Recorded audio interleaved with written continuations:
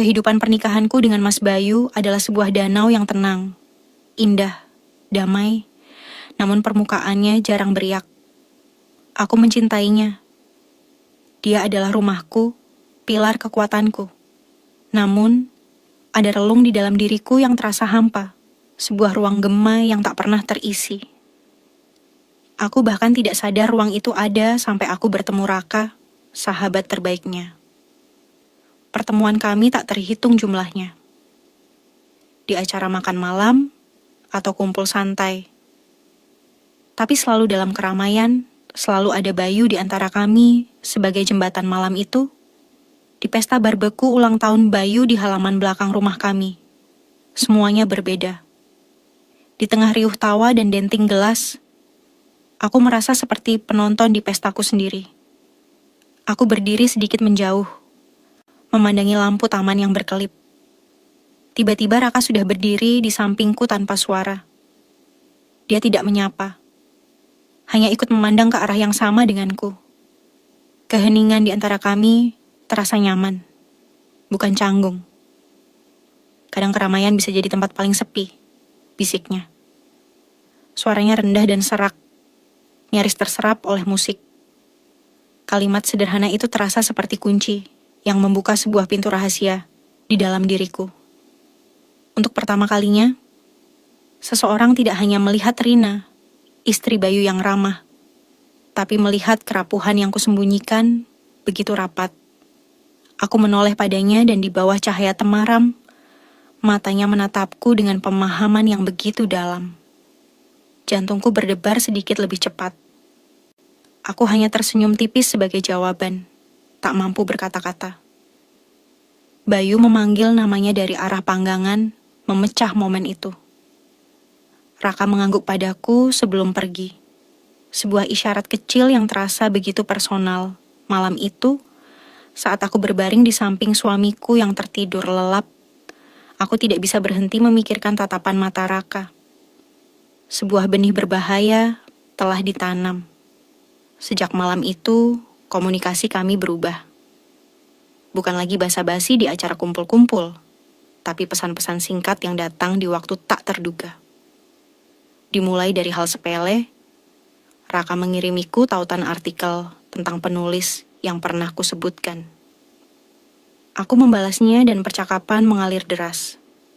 Dari sastra, film, hingga mimpi-mimpi masa kecil yang terlupakan. Setiap notifikasi darinya adalah sengatan listrik kecil yang menyenangkan. Kami membangun sebuah dunia rahasia yang terbuat dari kata-kata. Di dunia itu, aku bukan hanya seorang istri, dan dia bukan hanya sahabat suamiku. Kami adalah dua pikiran yang telanjang, dua jiwa yang saling bercermin. Dia mengerti sarkasme kelamku, dan aku memahami melankolia di balik leluconnya. Dengan Bayu, aku berbagi kehidupan. Dengan Raka, aku berbagi diriku. Suatu sore, Bayu pulang lebih awal dan melihatku tersenyum menatap layar ponsel. Seru banget kayaknya. Chat sama siapa? Tanyanya sambil lalu mencium keningku. Oh, ini Raka. Dia nemu buku langka yang aku cari. Jawabku. Berusaha terdengar sesantai mungkin. Padahal, jantungku serasa akan melompat dari dada kebohongan kecil itu terasa seperti noda pertama pada kain putih bersih. Aku mulai hidup dalam dua dunia. Dunia nyata yang damai bersama Bayu, dan dunia maya yang mendebarkan bersama Raka. Aku meyakinkan diriku bahwa ini tidak salah. Kami tidak melakukan apa-apa. Ini hanya percakapan. Tapi aku tahu, di lubuk hatiku yang paling dalam, keintiman yang kami bangun melalui kata-kata jauh lebih berbahaya daripada sentuhan fisik manapun. Hujan turun deras sore itu. Memaksaku berteduh di sebuah kedai kopi kecil sepulang dari kantor. Aku memesan latte panas dan duduk di dekat jendela, memandangi orang-orang yang berlarian di trotoar pintu kedai berdenting, dan jantungku seolah berhenti berdetak. Raka masuk. Mantelnya basah oleh hujan, rambutnya sedikit acak-acakan. Mata kami bertemu, dan dunia di sekelilingku seolah memudar. Rina, kebetulan sekali, sapanya. Senyumnya tampak sedikit gugup. Dia memesan kopi hitam dan duduk di hadapanku. Ini adalah pertama kalinya kami duduk berdua saja, tanpa Bayu sebagai penengah, tanpa layar ponsel sebagai perantara. Energi di antara kami begitu kental, nyaris bisa kurasakan di kulitku. Aroma parfumnya yang maskulin bercampur dengan wangi kopi dan hujan. Percakapan kami mengalir lebih mudah dari yang kubayangkan, seolah melanjutkan obrolan kami di pesan. Tapi kali ini, aku bisa melihat sorot matanya saat dia bicara tentang film favoritnya. Bisa mendengar tawa rendahnya secara langsung saat aku menceritakan hal konyol. Ada satu momen ketika tanganku dan tangannya tanpa sengaja bersentuhan di atas meja saat kami sama-sama mencoba meraih gula. Sentuhan itu hanya sedetik, tapi cukup untuk mengirimkan gelombang panas ke seluruh tubuhku. Kami menghabiskan waktu hampir 2 jam di sana, sampai hujan reda. Saat kami berjalan keluar, suasana terasa canggung. Batas-batas tak terlihat yang selama ini menjaga kami mulai kabur. Aku senang kita ketemu, katanya pelan saat kami berdiri di depan kedai. Aku juga, bisikku.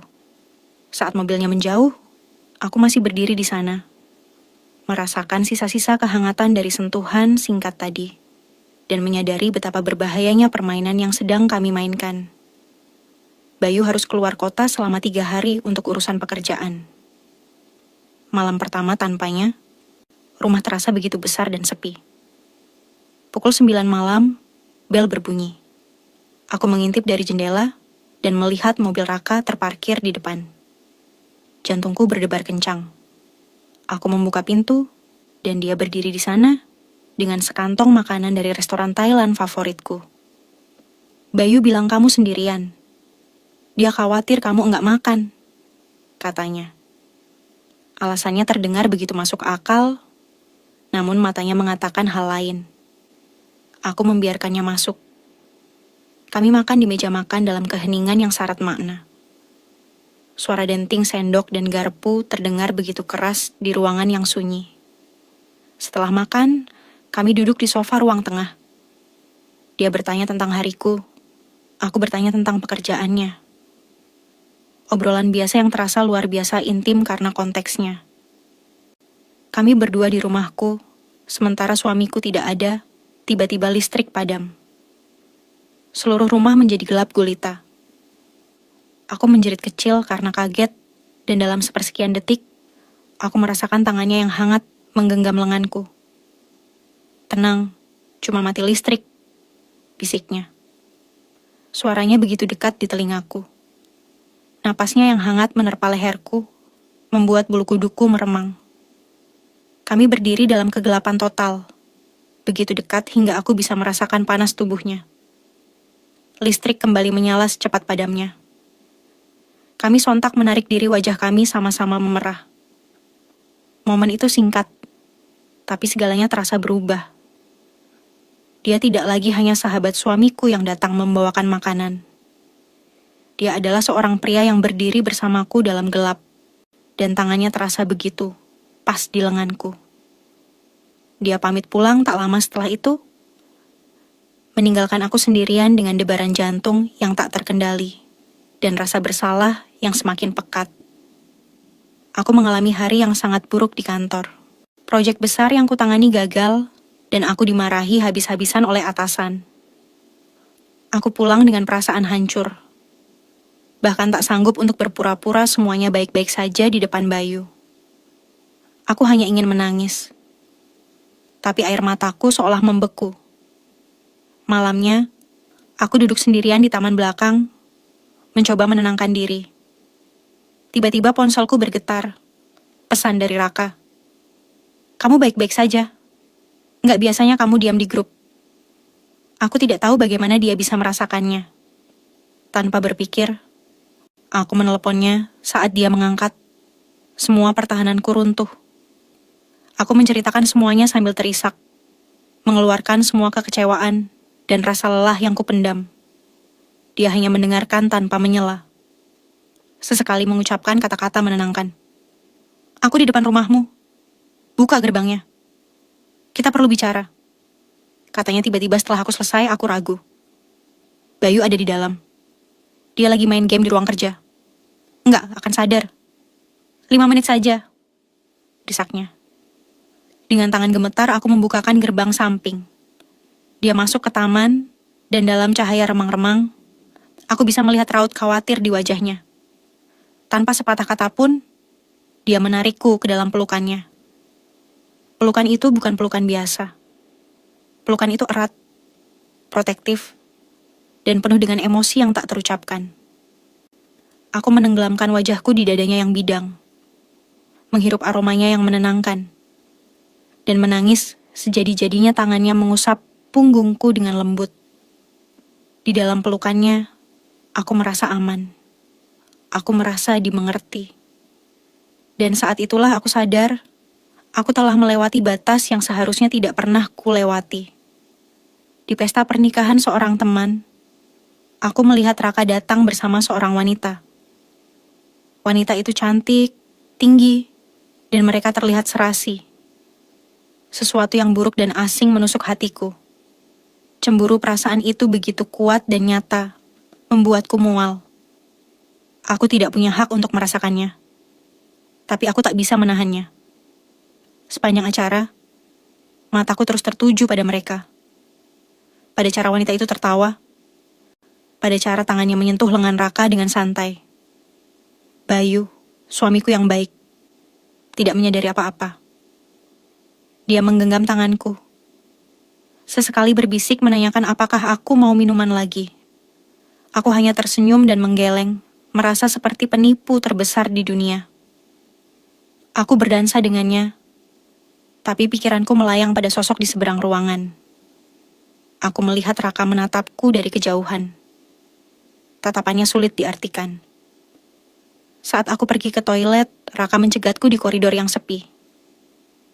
Kamu menghindariku, katanya suaranya datar. Aku tidak menghindarimu. Aku sedang bersama suamiku. Jawabku tajam. Lebih tajam dari yang kumaksud. Bukan itu maksudku. Kamu kenapa, Rina? Tanyanya lagi. Matanya menyorot tajam. Seolah bisa melihat langsung ke dalam jiwaku. Seharusnya aku yang bertanya. Balasku tak bisa menahan diri. Siapa dia? Dia terdiam sejenak. Lalu senyum tipis tersungging di bibirnya. Hanya teman. Kamu cemburu? Pertanyaan itu menggantung di udara. Penuh dengan bahaya dan godaan. Aku tak menjawab. Hanya menatapnya dengan marah sebelum berbalik pergi. Tapi aku tahu, dia tahu jawabannya. Dan malam itu, permainan di antara kami naik ke level yang baru. Dan jauh lebih berbahaya. Ketegangan di antara kami semakin menjadi kami nyaris tidak saling bicara selama seminggu setelah pesta itu. Setiap kali kami bertemu di acara bersama, udara di sekitar kami terasa berat. Suatu malam, Bayu mengajak Raka mampir untuk menonton pertandingan sepak bola. Aku memilih untuk menyibukkan diri di dapur, menjaga jarak sejauh mungkin. Tapi takdir seolah senang mempermainkan kami. Bayu ketiduran di sofa saat jeda pertandingan. Aku keluar dari dapur untuk mengambil gelas, dan di sanalah Raka berdiri, di lorong yang remang-remang. Seolah menungguku, kita perlu bicara, bisiknya. Tidak ada yang perlu dibicarakan, jawabku dingin. Mencoba melewatinya, tapi dia menahan lenganku. Genggamannya lembut namun tegas. Aku tidak tahan lagi, Rina, desahnya. Matanya yang gelap menatapku penuh siksaan. Aku tidak tahan berpura-pura. Malam itu, aku melihatmu terluka karena aku bersama wanita lain dan sebagian diriku merasa senang. Itu gila. Jarak di antara kami hanya beberapa senti. Aku bisa merasakan napasnya di wajahku. Suara dengkuran halus, Bayu dari ruang tengah menjadi latar yang ironis. Raka, jangan, bisikku. Tapi suaraku bergetar. Kemudian, dia menundukkan kepalanya dan bibirnya menyentuh bibirku. Ciuman itu tidak lembut. Ciuman itu putus asa, lapar, dan penuh dengan semua perasaan terlarang yang telah kami pendam selama berbulan-bulan. Tangannya menangkup wajahku, dan tanganku tanpa sadar mencengkeram ke mejanya. Saat kami menarik diri, kami sama-sama terengah-engah. Dosa itu kini memiliki rasa kopi, rasa penyesalan, dan rasa ingin yang tak terbantahkan. Setelah ciuman itu, segalanya menjadi neraka. Setiap kali aku melihat Bayu, rasa bersalah menggerogotiku seperti asam. Cara dia tersenyum padaku, cara dia memelukku sebelum tidur, semuanya terasa seperti tuduhan. Aku telah mengkhianatinya dengan cara yang paling dalam, mencuri momen intim dengan sahabatnya sendiri di bawah atap rumah mereka. Aku menjadi pendiam dan mudah tersinggung, Bayu menyadarinya. "Kamu kenapa sih beberapa hari ini? Ada masalah di kantor?" Tanyanya suatu malam dengan penuh perhatian. Aku hanya menggeleng, tak sanggup menatap matanya. Bagaimana bisa aku menjelaskan bahwa masalahnya bukan di kantor, tapi di dalam hatiku sendiri? Bahwa aku telah meracuni pernikahan kami dengan perasaan terlarang. Aku menghindari Raka dengan sekuat tenaga. Aku memblokir nomornya, tidak membalas pesannya dari media sosial. Aku butuh ruang untuk bernapas, untuk mencoba membunuh perasaan ini. Tapi bayangannya selalu ada. Saat aku memasak makanan favorit Bayu, aku teringat Raka juga menyukainya. Saat aku mendengar lagu tertentu di radio, aku teringat percakapan kami tentang lagu itu. Dia ada di mana-mana. Suatu malam, aku terbangun dari mimpi buruk. Dalam mimpi itu, Bayu mengetahui segalanya. Wajahnya yang penuh cinta berubah menjadi topeng kekecewaan dan kemarahan. Aku terduduk di ranjang dengan napas terengah-engah. Keringat dingin membasahi tubuhku. Aku tahu ini tidak bisa berlanjut. Aku harus mengakhirinya, aku harus memilih. Dan hanya ada satu pilihan yang benar. Setelah malam mimpi buruk itu, aku mengambil keputusan. Aku harus bertemu Raka untuk terakhir kalinya. Bukan untuk mengulang kesalahan kami, tapi untuk benar-benar mengakhirinya. Untuk mengatakan secara langsung bahwa apapun yang ada di antara kami harus mati hari itu juga. Agar aku bisa mencoba menyelamatkan pernikahanku dan kewarasanku. Aku mengiriminya pesan singkat dari nomor baru. "Kita perlu bertemu. Ini yang terakhir." Dia langsung membalas. "Kapan dan di mana?" Tak ada pertanyaan. Seolah dia juga tahu bahwa ini tak terhindarkan.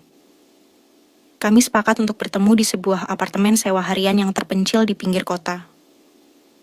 Tempat yang netral. Tempat yang tidak memiliki kenangan. Sepanjang perjalanan ke sana, hatiku berkecamuk. Sebagian diriku berharap dia akan menolak. Mengatakan bahwa kami harus berjuang. Tapi sebagian besar diriku tahu, ini adalah satu-satunya jalan. Aku harus membunuh perasaan ini sebelum ia membunuhku.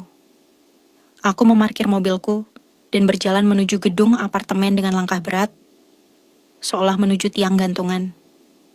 Saat aku mengetuk pintu unit yang dituju, dan pintu itu terbuka menampakkan wajahnya. Semua resolusiku nyaris goyah. Wajahnya tampak lelah, matanya menyeretkan luka yang sama dengan yang kurasakan. Dia tidak tersenyum. Dia hanya menyingkir, memberiku jalan untuk masuk. Udara di dalam ruangan terasa berat dan penuh dengan kata-kata yang tak terucapkan. Inilah akhirnya. Apartemen itu kecil dan impersonal. Hanya dilengkapi perabotan standar. Jendela besar di salah satu dinding menampakkan pemandangan kota yang mulai menyalakan lampunya. Kami duduk berjauhan di ujung sofa yang berlawanan. Keheningan terasa lebih memekakan daripada teriakan manapun. Aku akan pindah tugas. Raka memulai memecah keheningan.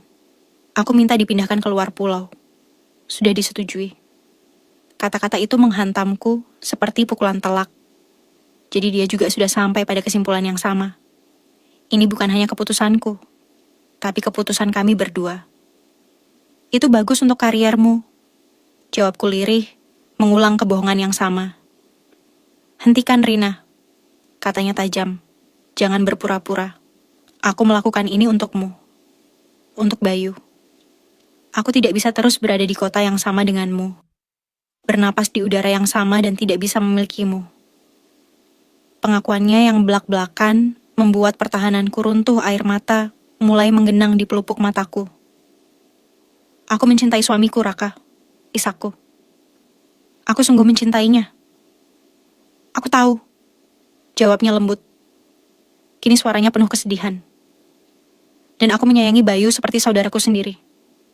Karena itulah ini terasa seperti neraka. Karena itulah kita harus berhenti. Dia menatapku, matanya yang gelap berkaca-kaca. Tapi sebelum aku pergi, aku hanya ingin tahu satu hal. Apa yang kamu rasakan? Apa itu nyata? Pertanyaannya menggantung, menuntut sebuah kejujuran brutal yang selama ini kami hindari. Itu nyata, bisikku. Mengucapkan kata-kata itu terasa seperti membebaskan dan menghancurkan diriku pada saat yang bersamaan. Semuanya nyata. Setiap percakapan, setiap tatapan, setiap debaran jantung, semuanya. Pengakuan itu kini ada di antara kami.